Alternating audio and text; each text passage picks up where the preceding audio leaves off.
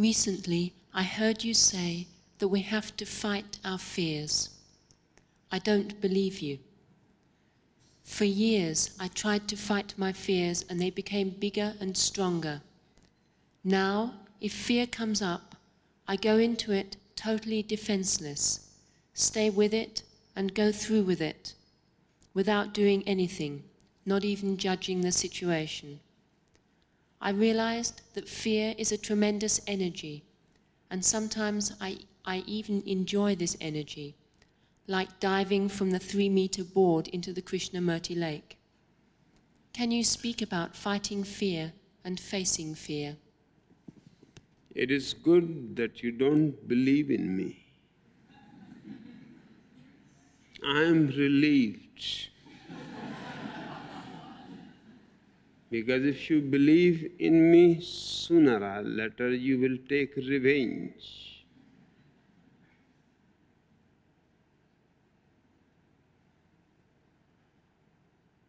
But if the thing had stopped at there that you don't believe in me, everything was perfectly good.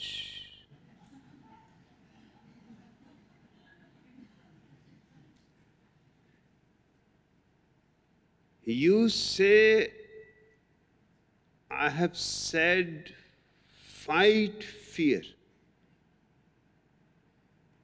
I cannot conceive myself saying that ever.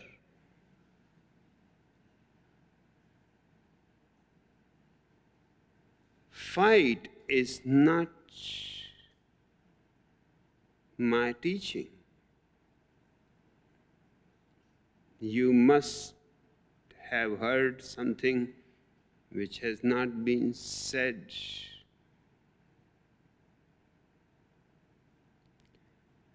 In fact, what you are doing is what I have been teaching. Face fear, encounter it, be a witness to it. That's the only way to overcome. And not only overcome, but release all the energy that is hidden in fear for better purposes, for more creative things. Everything has energy: fear, anger, jealousy, hate. You are unaware of the fact that all these things are wasting your life. Your energy is leaking from so many holes.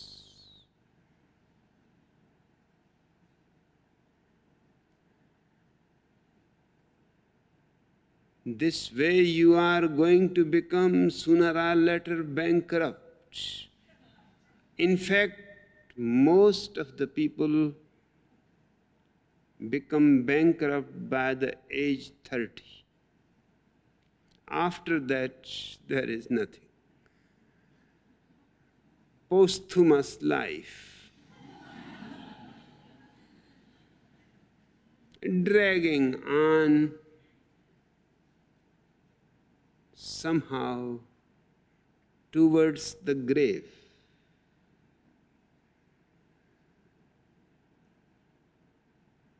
It is good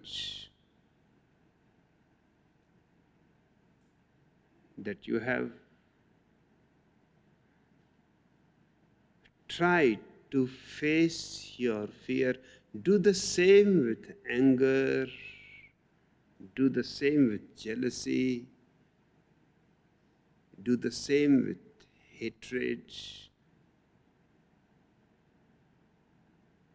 And another significant point to remember: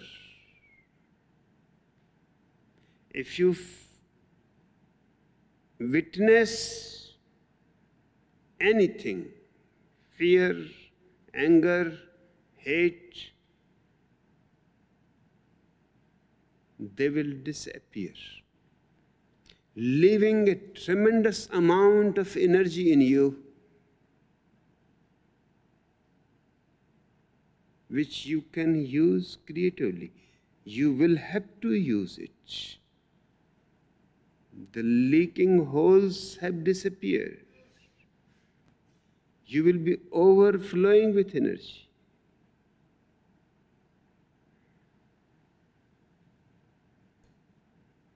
But if you witness your love,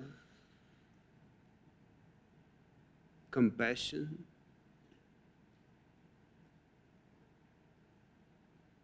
kindness, humbleness, they will not disappear. They also have tremendous energy. But the more you witness them, they will become more and more stronger in you.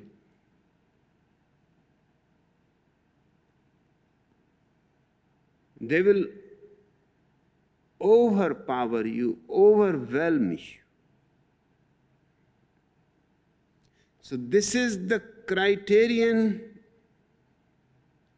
to decide what is right and what is wrong. If by witnessing something disappears, leaving all its energy to you, it was wrong. I don't give you ready-made, labeled things. This is wrong and this is right. This you have to do and this you have not to do. I don't give you 10 commandments.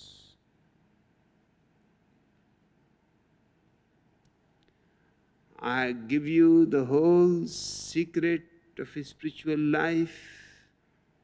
Witness. If the thing disappears and leaves a great amount of energy behind it, it was wrong. If by witnessing the phenomenon becomes even more bigger, love becomes more Himalayan, that means this is the good you have been searching. If you become more sensitive to beauty, to poetry,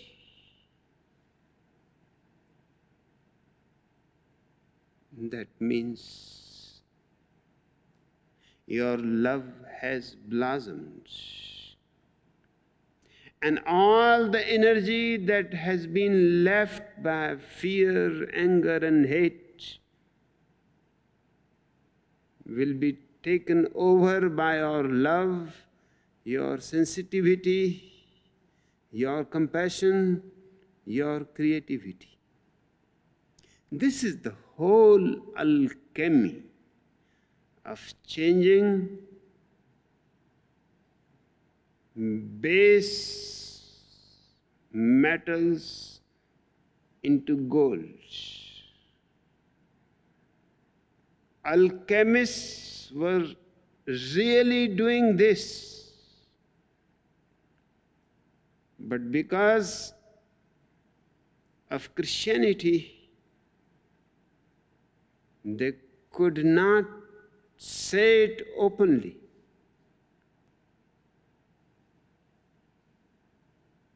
This is one of the sad things about religions, that rather than helping really religious people, they prevent them.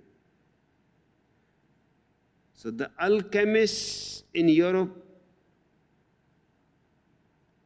had found a device to deceive the Pope and his agents.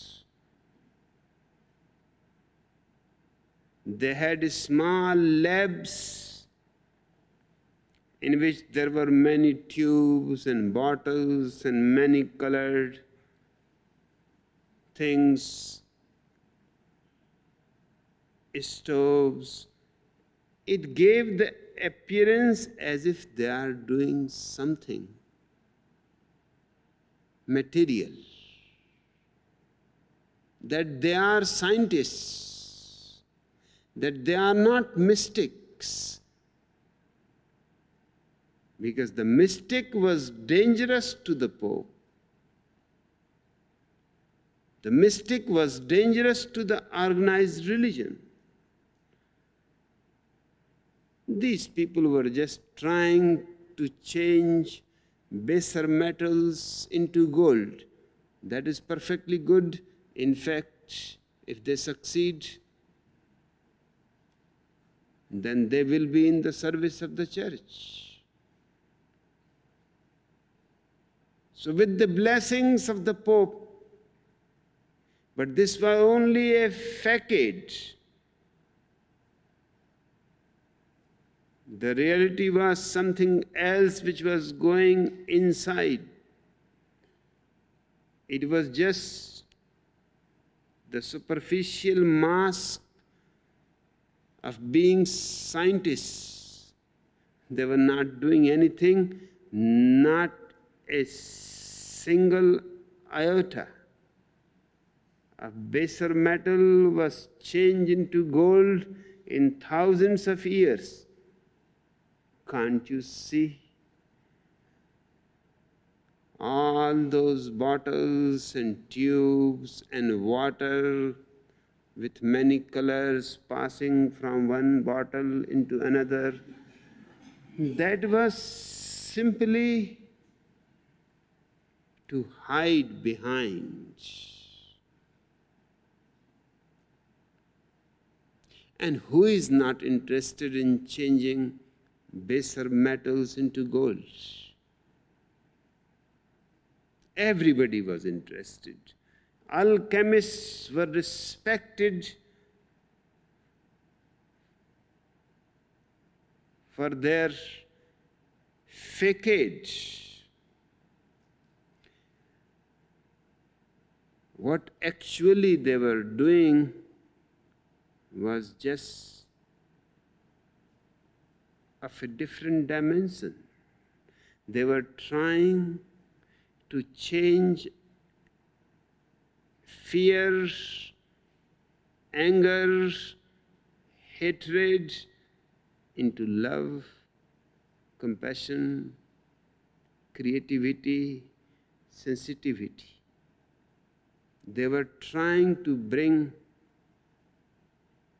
a transformation in the soul of man.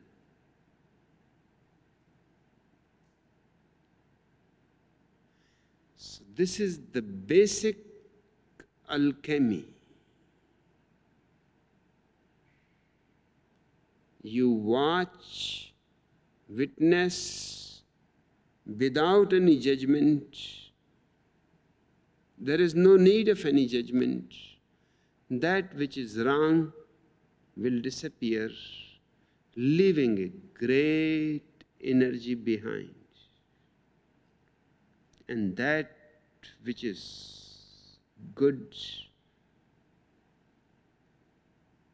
will become bigger and will start absorbing the energies that have been left by wrong things. When everything that is ugly in you has left,